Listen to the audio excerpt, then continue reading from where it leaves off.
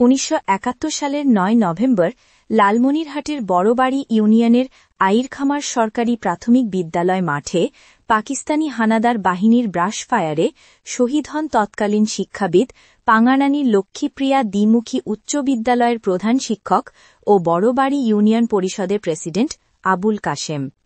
তার ৫৪তম শাহাদত বার্ষিকী উপলক্ষে রবিবার স্মরণসভা, আলোচনা, শোক র্যালি, দোয়া ও পুষ্পস্তবক অর্পণের আয়োজন করা হয়।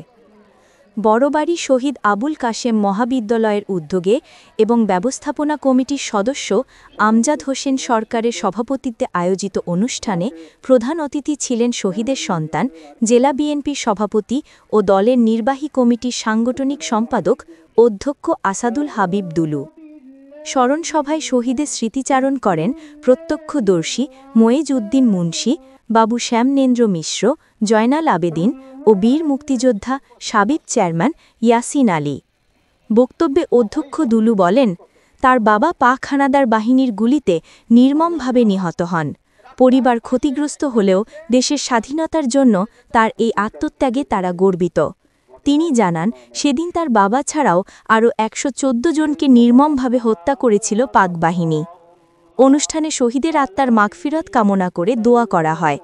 পরে বিভিন্ন সংগঠন, শিক্ষা প্রতিষ্ঠান এবং লালমনিরহাট টেলিভিশন জার্নালিস্ট অ্যাসোসিয়েশনের পক্ষ থেকে শহীদের পারিবারিক স্মৃতিস্তম্ভে ফুল দিয়ে শ্রদ্ধা জানানো হয়। দিনব্যাপী কর্মসূচিতে শিক্ষার্থী, স্থানীয় জনগণ, রাজনৈতিক দলের নেতাকর্মী সহ বিভিন্ন শ্রেণী পেশার মানুষ অংশ নেন।